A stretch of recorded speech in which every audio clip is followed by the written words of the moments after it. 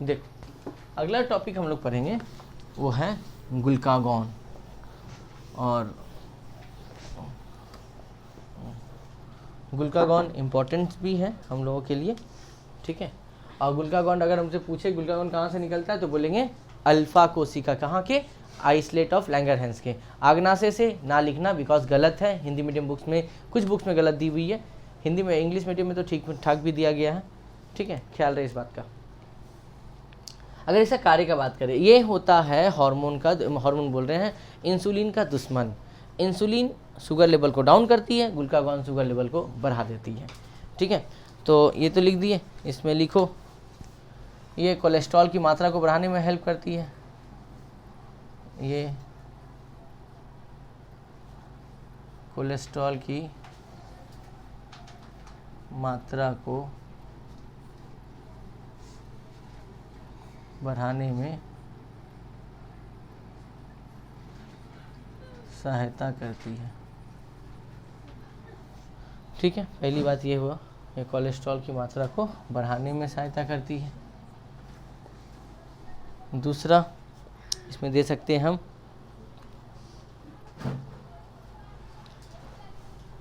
ये शर्करा मतलब शुगर लेवल, ठीक है, लेवल को बढ़ाने में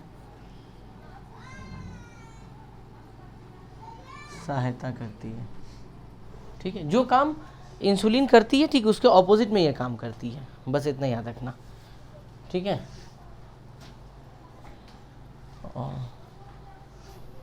अगला इसका फंक्शन लिख सकते हैं हम लोग कि ये प्रोटीन को अमीनो अम्ल में बदलने में सहायता करती है, या प्रोटीन को अमाइनो एसिड मतलब अमाइनो अम्ल भी बोलते हैं, अमाइनो अम्ल में बदलने में सहायता करती है, ठीक है।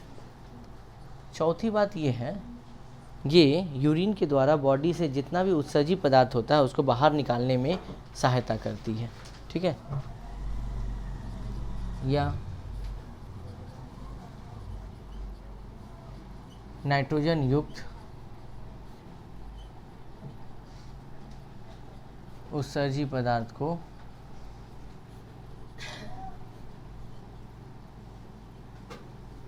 शरीर से बाहर निकालने में सहायता करती है, निकालने में सहायता करती है। पांचवा पॉइंट भी हम लोग दे सकते हैं,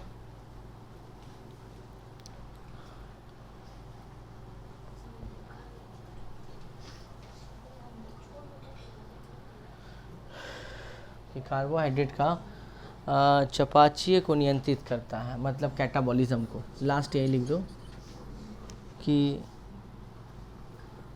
कार्बोहाइड्रेट के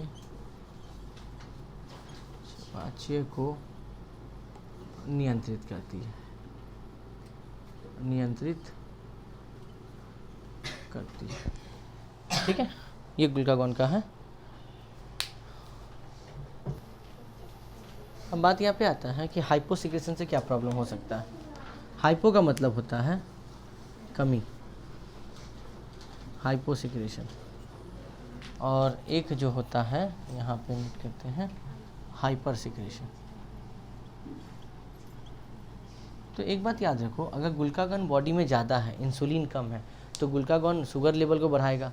तो इसके ज़्यादा होने से प्रॉब्लम यही हो सकता है कि शरीर के अंदर शुगर की मात्रा बढ़ जाएगी, शरीर के अंदर की मात्रा, शरीर के अंदर शर्करा की मात्रा बढ़ जाएगी, जिससे डायबिटीज़ नामक बीमारी भी हो सकती है, बीमारी भी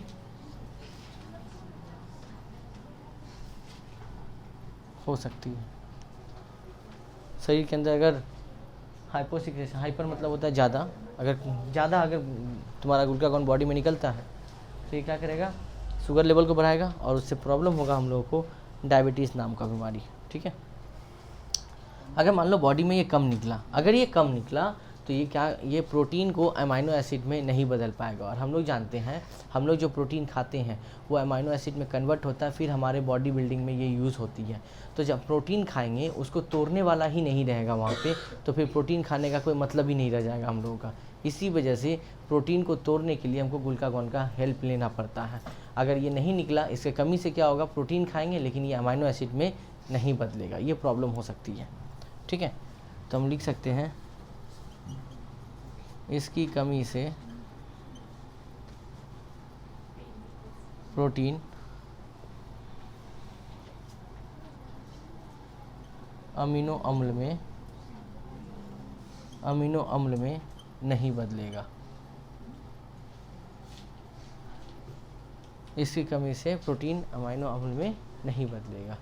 और दूसरा ये बोल सकते हैं हम लोग कि बॉडी के अंदर कोलेस्ट्रॉल की मात्रा बढ़ जाएगी, कम जाएगी, क्योंकि ये कोलेस्ट्रॉल की मात्रा को बढ़ाने में हेल्प करती है।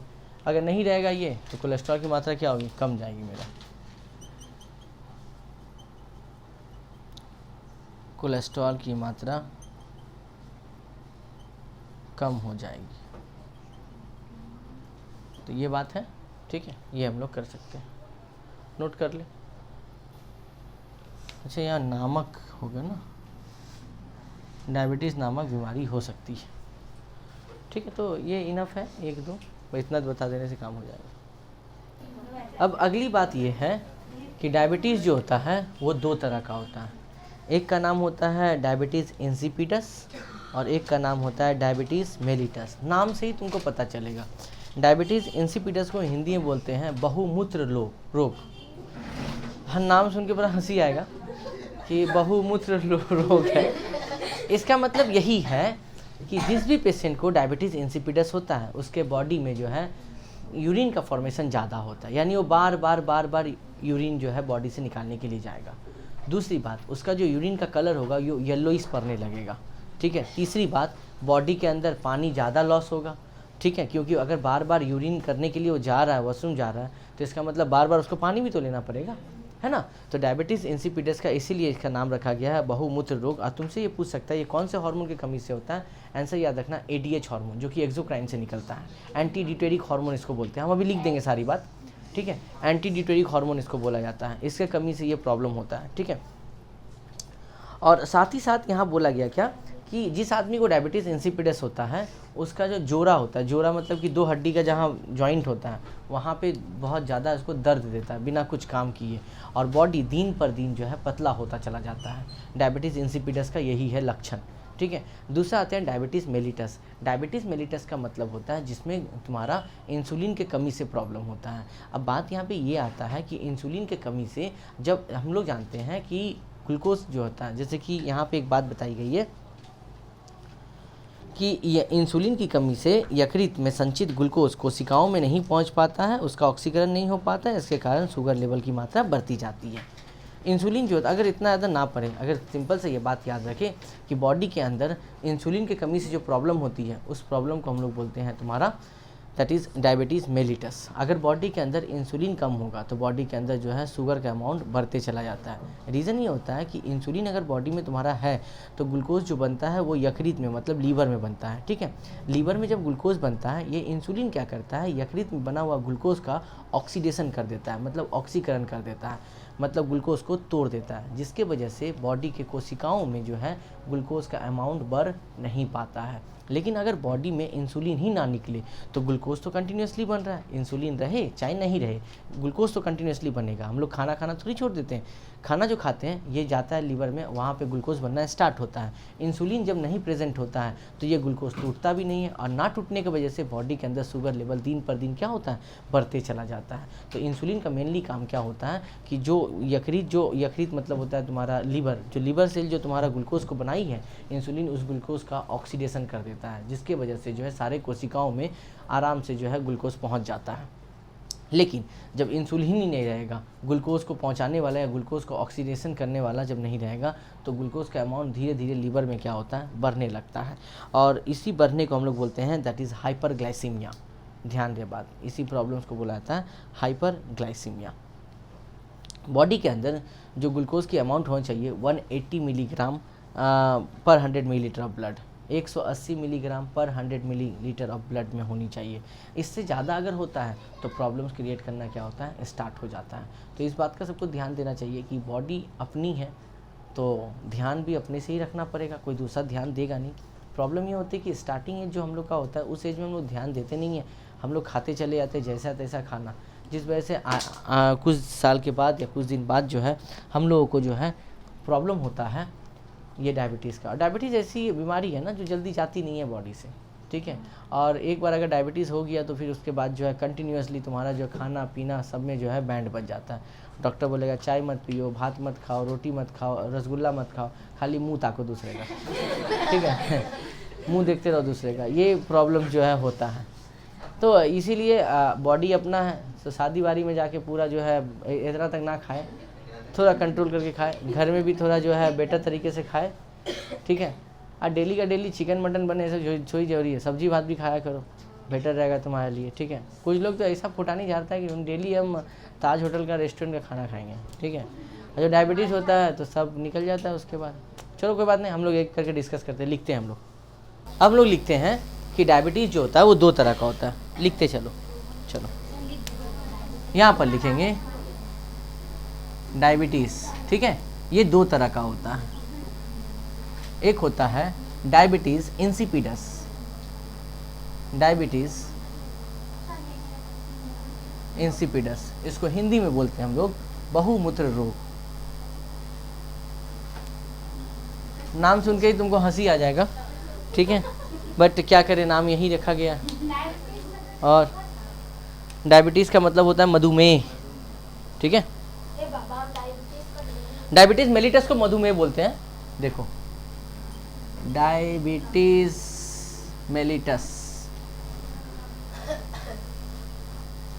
डायबिटीज़ मेलिटस, और इसको हम लोग बोलते हैं मधुमेह, ठीक है। दो तरह का होता है और इसका भी हम डिटेल तुमको बता दिए, इसका भी डिटेल बता दिए कि क्या क्या प्रॉब्लम हो सकती है। तो हम एक काम करते हैं, एक एक करके तुमको पॉइंट्स में लिखवा देते हैं। डायबिटीज़ इंसिपिडस, इसका नंबर 1 पॉइंट, पहला पॉइंट यही है कि या एडीएच हार्मोन के कमी से होती है, या एडीएच हार्मोन के कमी से होती है, ठीक है। दूसरी बात ये होती है कि ये जिसके बॉडी में भी होता है उसमें वो मनुष्य बार बार जो है पेशाब करने के लिए आता है, मतलब यूरिन फॉर्मेशन बार बार होता है।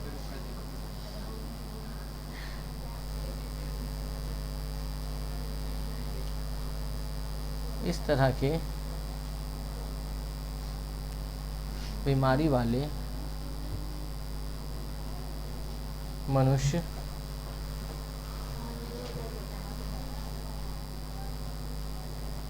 बार बार पेशाब करने जाता है। तीसरी बात ये होती है कि इसमें जल का क्षय ज़्यादा होता है।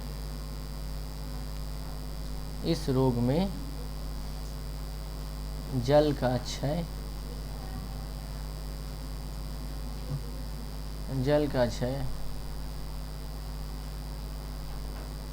ज़्यादा होता है। चौथा, ठीक है, इस रोग में जोड़ों में दर्द उत्पन्न हो जाता, ठीक है। पेशाब का रंग पीला पड़ जाता है, पेशाब का रंग पीला हो जाता है, ठीक है। तो ये कुछ बातें याद रखें। डायबिटीज़ इंसिपिडस वाले में पहला तो एडीएच हार्मोन की कमी से होता है। एडीएच का फुल फॉर्म होता है एंटी ड्यूटेरिक हार्मोन। दूसरा प्रॉब्लम होता है कि जिस मनुष्य को ये होता है वो पेशाब बार बार करने जाता है, पेशाब का कलर येलो पड़ जाता है, और अगर मान लो बॉडी से अगर यूरिन ज़्यादा निकल रहा है तो पानी भी बॉडी में ज़्यादा चाहिए, तो जल का क्षय भी क्या होता है इसमें ज़्यादा होता है, ठीक है। और साथ ही साथ जोड़ों में दर्द बहुत ज़्यादा उत्पन्न होता है। नेक्स्ट आते हैं हम लोग डायबिटीज़ मेलिटस में, मधुमेह। इसमें क्या होता है देखो,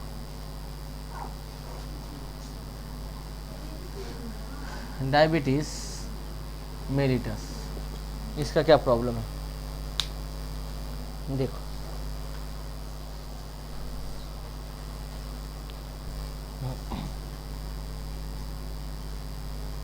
इसकी अच्छा,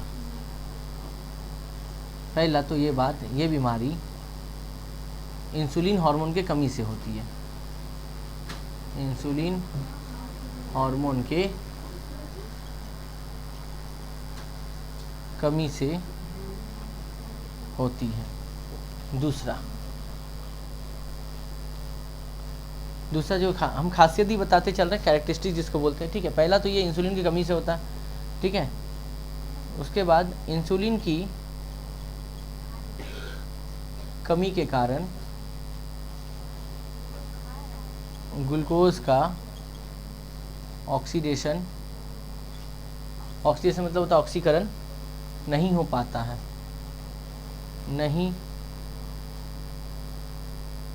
नहीं हो पाता है, जिससे रक्त में शुगर की मात्रा बढ़ जाती है, ठीक है। ये बात याद रखना। इंसुलिन अगर बॉडी में कम होगा तो ग्लूकोज का ऑक्सीडेशन नहीं होगा, ऑक्सीकरण नहीं होगा, और जब ग्लूकोज का ऑक्सीकरण नहीं होगा तो ब्लड के अंदर क्या होगा, शुगर की मात्रा बढ़ती चली जाएगी, और हम लोगों को बीमारी कौन सा हो जाएगा, डायबिटीज़ मेलिटस, ठीक है। अगला जो प्रॉब्लम होता है, ये बात एक तो इस बीमारी को इसे हाइपरग्लाइसीमिया बोलते हैं, हाइपरग्लाइसीमिया, इसे हाइपरग्लाइसीमिया कहते हैं। नंबर थर्ड, ग्लूकोज की मात्रा मतलब शुगर लेवल जो होना चाहिए, ग्लूकोज की मात्रा 180 मिलीग्राम पर 100 मिलीलीटर ब्लड में होनी चाहिए। 100 मिलीग्राम ब्लड में कितना होना चाहिए, इस ग्लूकोज की मात्रा 180 मिलीग्राम होनी चाहिए, ठीक है। ध्यान रहे बात, ये डेटा याद रखना, ठीक है। तो ग्लूकोज की मात्रा 180 मिलीग्राम, 100 मिलीग्राम ब्लड होनी चाहिए। ग्लूकोज की मात्रा या शुगर की मात्रा, बात एक ही है, तो प्रॉब्लम नहीं है। ग्लूकोज की मात्रा अगर 180 है तो ठीक, अदरवाइज ऊपर गया तो डायबिटीज़ मेलिटस हो सकता है बीमारी, ठीक है।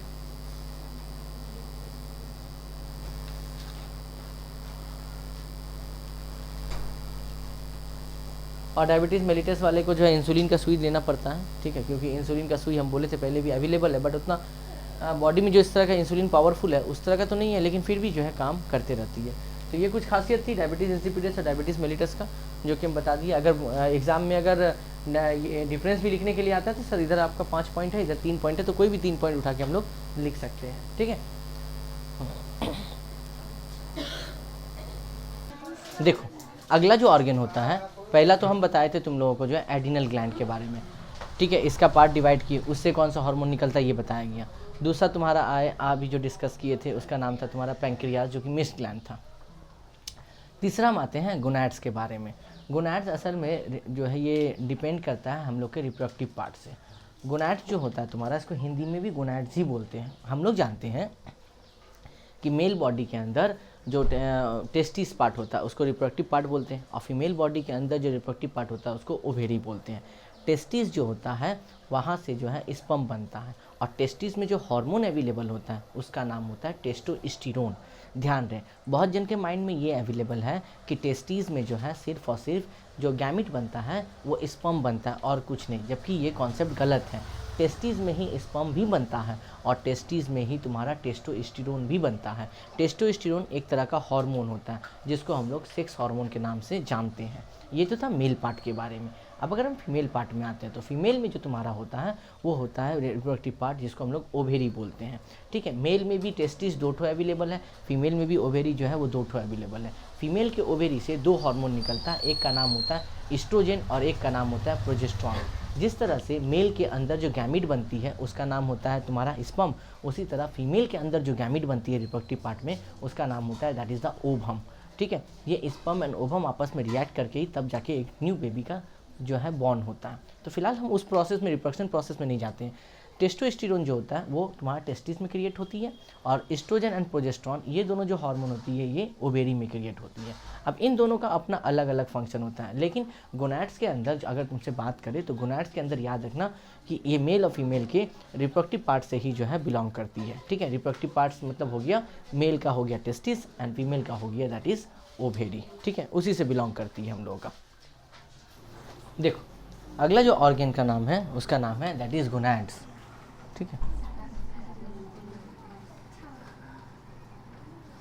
ठीक है, गोनैड्स का एक चार्ट हम पहले बनाते हैं फिर जाके हम दिखाते हैं।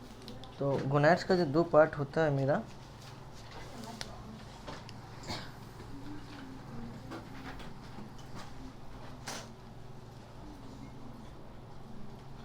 एक पार्ट है फीमेल पार्ट और एक है मेल।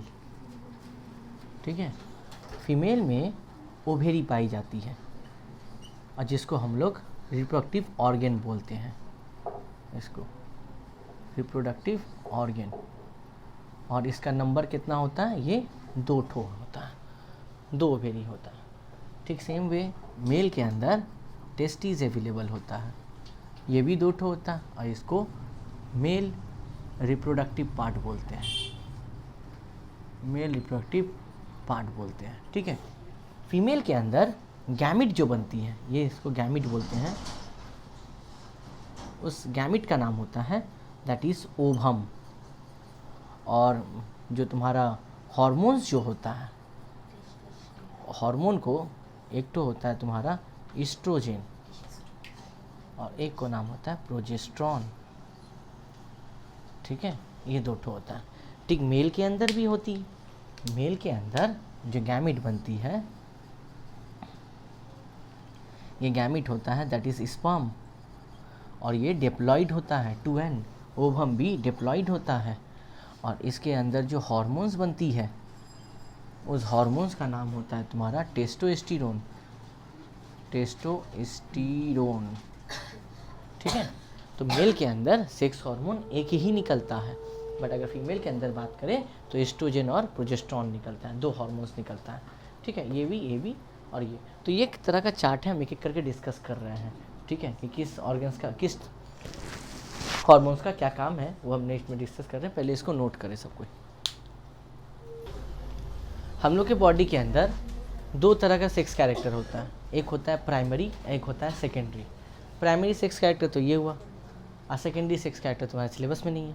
ठीक है, तो वो क्लास 12 में पढ़ने को मौका मिलेगा। ठीक है, तो बस प्राइमरी सेक्स कैरेक्टर के बारे में याद रखें, हम एक एक करके आते हैं,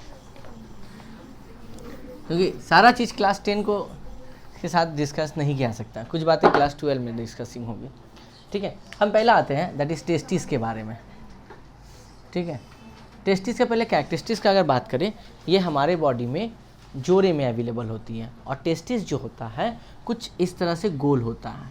ठीक है, कुछ बातें ध्यान रखो, बता देते हैं। टेस्टिस एक सेल के द्वारा इस तरह से कवर अप रहती है, इस तरह से। ठीक है, और इसको हम लोग बोलते हैं दैट इज़ स्क्रोटम।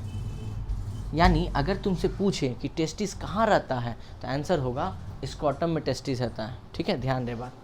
और इस टेस्टिस के अंदर जो गैमिट बनती है उस गैमिट का, अच्छा, इस टेस्टिस के अंदर जो गैमिट बना उसको जो ले जाने का काम करेगा उसका नाम शायद तुम्हारा डैश सेल करके होता है, नाम एग्जैक्टली तो पता नहीं, शायद डैश सेल करके है। बस फिलहाल इतना याद रखो, ये टेस्टिस अवेलेबल होता है स्क्रॉटम में और इसका मेन काम होता है दैट इज़ स्पर्म बनाना।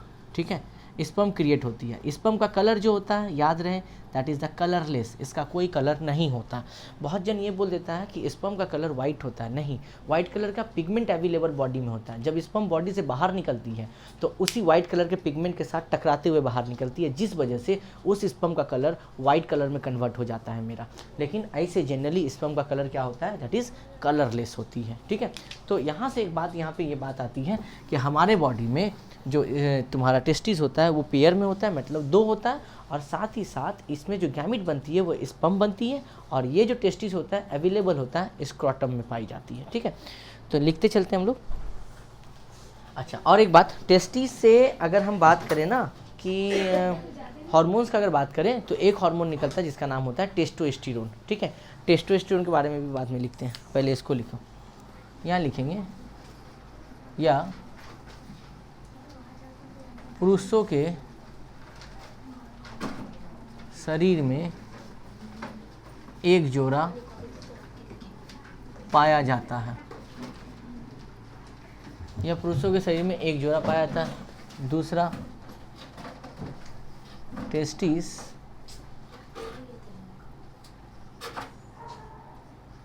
जहाँ पाई जाती है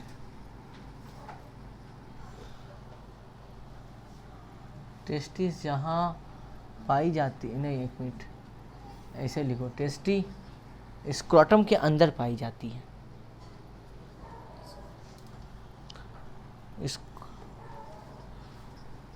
स्क्रॉटम के अंदर पाई जाती है। ठीक है, तीसरी बात ये लिख सकते हैं कि इससे टेस्टोस्टेरोन नामक हार्मोन निकलता है। ठीक है, ये 3 बात टेस्टिस के बारे में याद रखना। अब आते हैं टेस्टोस्टेरोन के बारे में।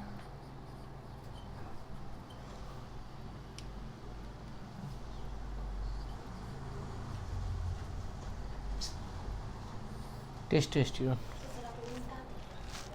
ठीक है, इसका अगर उत्पत्ति स्थल की बात करें, स्थिति अगर बात करें, स्थिति,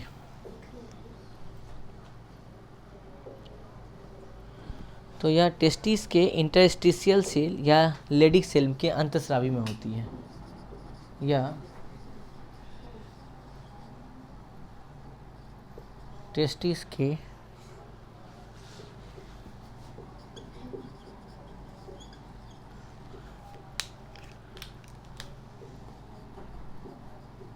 इंटरस्टिशियल सेल्स या सेल्स ऑफ लेडिक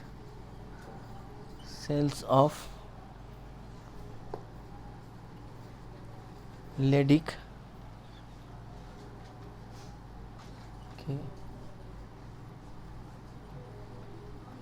अंतस्रावी में होती है। ठीक है, उसके बाद आते हैं कार्य।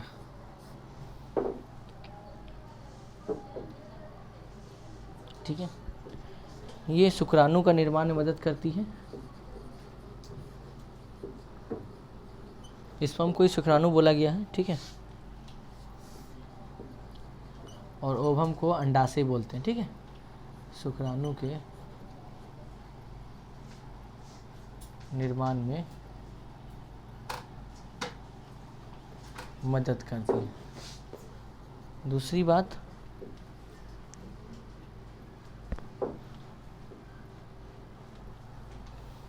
यह पुरुषों में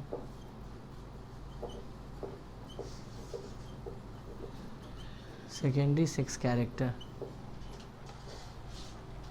की वृद्धि में मदद करते हैं।